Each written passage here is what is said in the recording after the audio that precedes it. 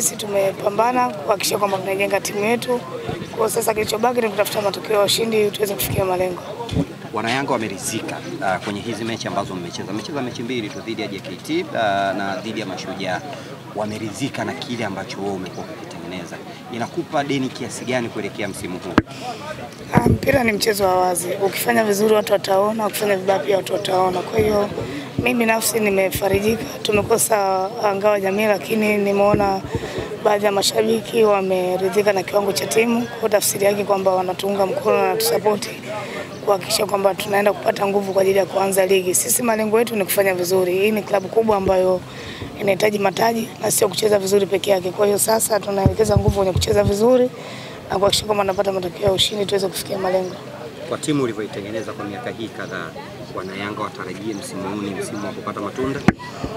Tunatarajia kuwa na msimu mzuri kwa sababu tumekuwa na project ya timu yetu ya kuijenga. Tunaona kati sio unavyozidi kwenda maana timu inaimarika. Sasa kwa sababu timu inahitaji mafanikio, hatuwezi kuendelea kujenga timu kila siku. Sasa hivi inabidi tunajenga timu lakini tunaenda kushindana kwa ajili ya kufikia malengo yetu.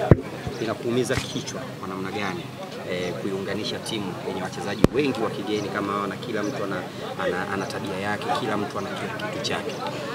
Nimeshakuwa nikifanya kazi na wachezaji muda mrefu na mimi pia nipo kwenye mpira muda mrefu, kwa hiyo nazidi kupata uzoefu kwa sababu ni mataifa mbalimbali yanakuja hapa, lakini kwangu mimi sizungumzii tu timu kiwanjani, nazungumzia deni ambalo Yanga wanamdai kuhakikisha kwamba timu inafanya vizuri. Nafikiri nimebakiza kidogo tu ili niweze kufikia malengo. Kwa hiyo cha muhimu ni wao kutupa support kuhakikisha kwamba tunaenda kufikia malengo kwa pamoja. Wengine nikiwemo mimi ambaye na hii project ya kutengeneza timu kuweza kufikia malengo, nafikiri itakuwa ni jambo zuri kwangu mimi binafsi pamoja na timu pia. Ukiachana tuna uwanjani, ukizungumza na baadhi wa wachezaji wa Yanga Princess, wanasema wewe kwa usio kocha tu, ni kama mama.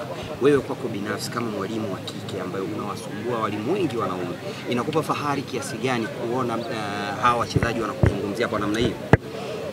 Nafikiri ni maisha ambayo tumeyatengeneza baina yangu mimi na wao, kwa sababu kuna namna ambavyo wachezaji wa kike kudili nao wana namna yao tofauti labda na kwenye mpira wa kiume. Kwa hiyo mimi mara nyingi nakuwa kama dada au mama, kwa sababu njia nzuri ya kumsikiliza mtoto wa kike kutokana na maumbile yake alivyo ni kumweka karibu na kumsikiliza ana shida gani ili aweze kumsaidia. Kwa hiyo sehemu ambayo napaswa kushauri na shauri, sehemu ambayo natakiwa kufundisha nafundisha. Hivyo kwa hiyo nimekuwa nikiishi nao kama watoto wangu na sio wachezaji wa Yanga Princess peke yake. Nafikiri ni wachezaji wengi kwa sababu nishakuwa kwenye kosi ya timu ya taifa pia. Kwa hiyo nimejenga hiyo hali mimi pamoja na wachezaji wenyewe kuhakikisha kwamba nawapush kwa ajili ya kufikia malengo, kwa sababu nje ya mimi kuwa kocha pia au na ndugu zetu ambao wanajitafuta kimaisha. Kwa hiyo tunapaswa kuwaunga mkono na kuwa karibu nao kuhakikisha kwamba na wao wanafikia malengo makubwa zaidi ili waweze kuendesha maisha kwenye familia zao. Wito wako sasa kwa wanawake hata wachezaji wa zamani ambao wamemaliza mpira kuja, kwa sababu tunaona kwenye eneo la ukocha kwa wachache sana, wito wako kwa wachezaji na wakina mama? Nafikiri wanapaswa tu kuwa active, kwa sababu kama walishacheza mpira na labda pengine ambao wacheze kitu unaweza kukiona ni kigumu kwa sababu hujaamua kukiendea. Imani ya kwanza katika kupata ushindi kwenye jambo ambalo unataka kufanikiwa, lazima kwanza uwe na imani kwamba hapa nikienda naweza kufanikiwa. Kwa hiyo ni waondoe hofu na wasiwasi kwamba kila kitu kinawezekana. Ni wewe mwenyewe kuituni akili yako kuhakikisha kwamba unataka kusimamia malengo yako ili uweze kutimiza. Kwa hiyo waondoe wasiwasi na niwaombe huku tuendelee kuwa wengi, kwa sababu inachosha au hainisaidii mimi, kwa sababu kila siku watu wakiwa wanamtaja Edna manake pengine anaonekana labda mimi ni bora kwa sababu sina mtu ambaye anani challenge. Kwa hiyo wale ambao wanatamani kufika huku waje watu challenge, sionekana nasema pungufu wetu wako wapi, bora wetu uko wapi.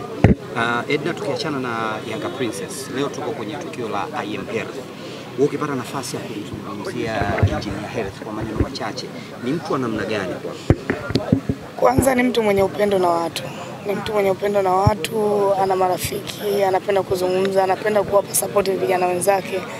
Lakini pia nimzungumzie ni kiongozi ambaye anapenda watu ambao wanafanya kazi kama ambao yeye anawaongoza. Kwa hiyo hawezi kukufeva kama uweze kufanya kazi yake vizuri, kwa sababu yeye ni kiongozi. Ukifanya vibaya manake inarudi kwake kama kiongozi. Kwa hiyo kazi yake muda mwingi ni kutupushi kama vijana, kama wafanya kazi, kuhakikisha kwamba wanafanya vizuri ili kama ni sifa nzuri ziweze kwenda kwake, kwa sababu kama jambo likiharibika sifa mbaya zinaenda kwake, kwa sababu ndio kiongozi wa mwisho katika klabu. Lakini nikimzungumzia kwenye maisha mengine nje ya mpira, ni mtu ambaye anajali watu, anajitoa nje ya kazi yake. Kwa hiyo pia ni kijana, namuona mbali zaidi kwa sababu ana uwezo mkubwa wa kufikiri, ana uwezo mkubwa wa kujenga hoja, kuzungumza.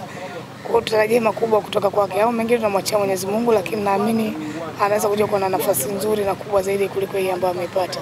Swali langu la mwisho, uwepo wa Engineer Hersi kwenye kamati hizi kubwa, kwa maana kamati ya FIFA na pia ni mwenyekiti wa vilabu barani Afrika, utaenda kutunufaisha vipi kama Tanzania? Kwanza tunapaswa kujivunia kama Tanzania na tusiwe na upande wote, kwa sababu hapa tunazungumzia Tanzania, na kama ambavyo kila mtu anafahamu ni siku chache ambazo aliteuliwa kama mwenyekiti wa vilabu Afrika, na leo ameweza kupata nafasi nyingine kubwa kwa FIFA, manake hatuwezi kujua nini ambacho amekiona. Kwa hiyo tunapaswa kujivunia yeye na kumpa support kuhakikisha kwamba anaenda kufanya kazi yake vizuri na kwa uhuru aweze kusaidia mpira hasa wa Afrika na wa Tanzania pia. Asante sana.